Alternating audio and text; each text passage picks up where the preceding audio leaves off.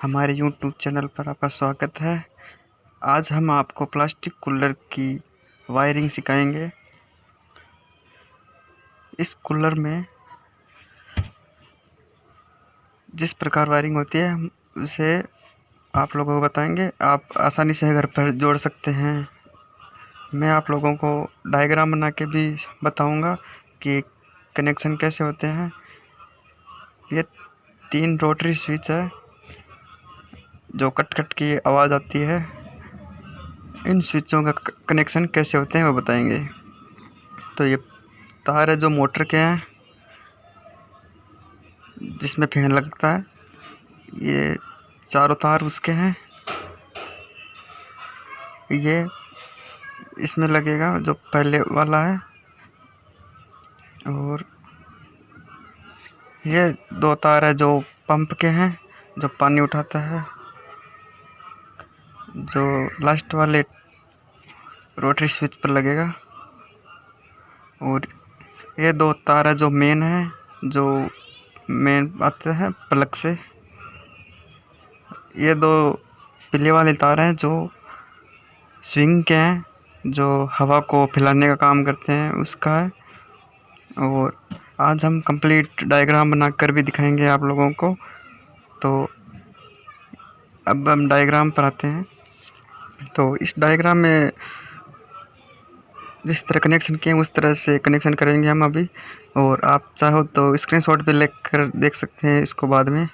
तो हम कनेक्शन करते हैं हम।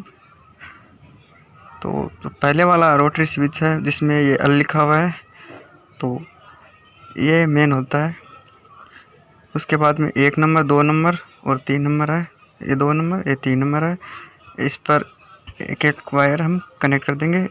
जो ये बीच वाला रोटरी स्विच है इस पर हम स्विंग का तार जोड़ेंगे, और ये वाला है इस पर हम पंप के तार जोड़ेंगे। तो दोस्तों इसमें अब हम जोड़ के बताएंगे आप लोगों को। और यहाँ पर देखो दोस्तों, एक एल लिखा होगा या पी लिखा होगा। तो हम जो एल लिखा हुआ है उस पर मेन होता है।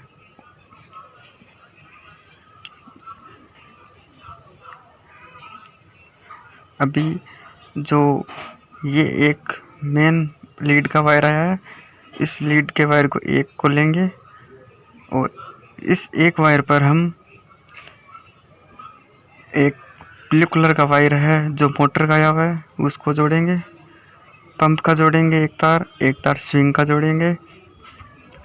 तो हमने एक वायर ले लिया है पंप का, तो हम पहले पंप के एक वायर को जोड़ देंगे इस पर। जो लीड आई है उसके एक तार को लेना है और उस एक तार के हम पंप का तार जोड़ देंगे।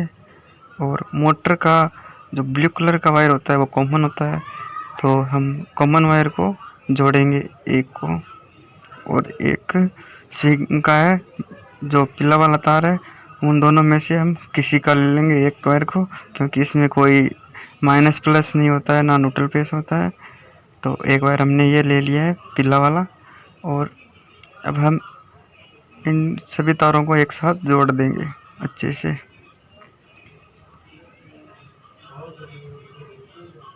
इन सभी तारों को हमने अच्छे से जोड़ लिया अब। और अब हम इसके ऊपर टेप कर देंगे ताकि ये करंट वरेंट न मारे और लूज भी ना रहे। इसलिए हम अच्छे से टेप कर देंगे इन सभी की, क्योंकि अब इस पर कोई तार नहीं जुड़ने वाला है। तो अब हमने लिख दिया है मेन, स्विंग और पंप। अब इन पर जोड़ेंगे एक एक वायर।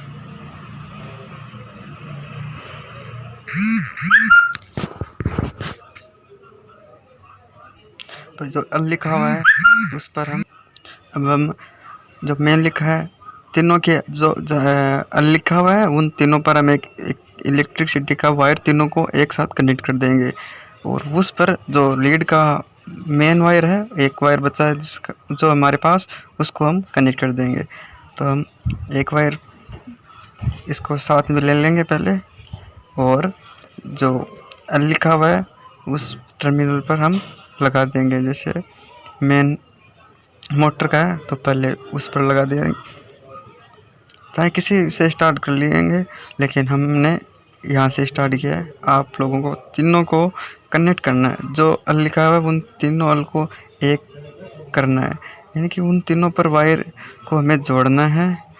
अब जैसे कि इस पर यहाँ लिखा हुआ है तो हम इसको यहाँ जोड़ देंगे,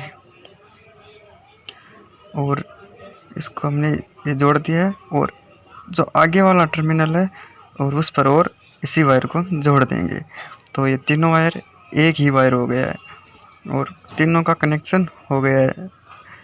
जो रोटरी स्विच है उन तीनों में मेन पावर चली गई है। जो हमारे लीड का एक वायर बचा था उन तीनों टर्मिनल स्विचों से जोड़ चुका है। अब हमारे पास जो वायर बचा है सभी का, एक पंप का बचा है, एक स्विंग का बचा है और 3 वायर मोटर के और बचे हैं। तो हम उन सभी को भी जोड़ के दिखाएंगे। तो ये पंप का वायर है, तो पंप का वायर है तो इसमें किसी भी एक टर्मिनल पर हम जोड़ देंगे, तीनों में से किसी भी एक पर जोड़ देंगे तो हमारा पंप ऑन हो जाएगा, ऑफ हो जाएगा। तो हम अभी जोड़ के बताते हैं। तो हम इस पॉइंट पर जोड़ देंगे, आप चाहो जिस पर जोड़ सकते हैं, ये चलेगा। तो हमने ये पंप का वायर था वो जोड़ दिया है। अब हम जो स्विंग का वायर बचा है एक पीला वाला, तो अब स्विंग का एक टर्मिनल बचा है तो हम उस पर जोड़ देंगे। एक स्विंग का वायर मेन में जुड़ चुका है, एक स्विंग का वायर बचा है जो हमने बीच वाले टर्मिनल में एक पॉइंट है उस पर जोड़ देंगे। तो हम यहाँ जोड़ देंगे। तो हमने सभी के एक एक वायरों को जोड़ दिया है। पंप का एक वायर था वो जुड़ चुका है, स्विंग का एक वायर बचा है वो जुड़ चुका है। अब मोटर के 3 वायर बचे हैं तो हम उन तीनों वायरों को जोड़ देंगे। अभी इसमें ब्लैक वायर होता है वो स्पीड होता है, वाइट वायर होता है वो मीडियम होता है, रेड वायर होता है जो स्लो होता है।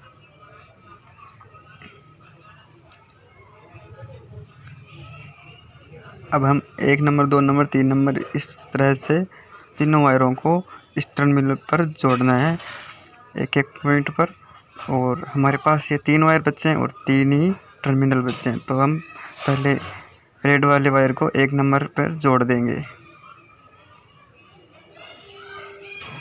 इसके बाद में हम जो वाइट वाला वायर है 2 नंबर पर, इसको यहाँ लगा देंगे, क्योंकि 2 नंबर स्पीड होती है मीडियम वाइट वायर और 3 नंबर है स्पीड हाई स्पीड होता है, वो वायर होता है ब्लैक वायर। तो हम ब्लैक को 3 नंबर पर जोड़ देंगे। जिस तरह हमने डायग्राम में जोड़े थे वायर उसी तरह हमने इन स्विचों में भी जोड़ दिए हैं, ताकि आपको आसानी से समझ आ जाए डायग्राम की तरह। अगर ये पंप का एक वायर था, ये स्विंग का वायर हो जुड़ गया, ये मेन वायर 2 थे, एक वायर जो तीनों स्विचों का हमने एक किया था वहाँ पर जुड़ गया, और एक वायर था जो स्विंग जहाँ पर बनाया हुआ है स्विच वहाँ पर जुड़ गया। अब हम जो ये स्विंग का वायर है ये इस स्विच से काम हो जाएगा, मेन वाला है जो मेन से हो जाएगा, जहाँ पे पंप लिखा है वहाँ पंप से हो जाएगा। तो दोस्तों हमने आपको ये बना के दिखा दिया है डायग्राम के साथ में भी और प्रैक्टिकल भी करके दिखा दिया है। तो अब आप लोग घर पे आसानी से जोड़ सकते हैं। और ये पंप का हो गया, एक वायर यहाँ पर जुड़ गया था क्योंकि एक वायर बचा था हमारे पास, एक वायर तो हमने मेन में जोड़ दिया था। तो दोस्तों हमारा वीडियो कैसा लगा आप लोगों को ये कमेंट में बताना, ताकि मैं आप लोगों के लिए और भी ऐसे वीडियो तैयार कर सकूं। और हमारे चैनल को सब्सक्राइब करना ना भूलना।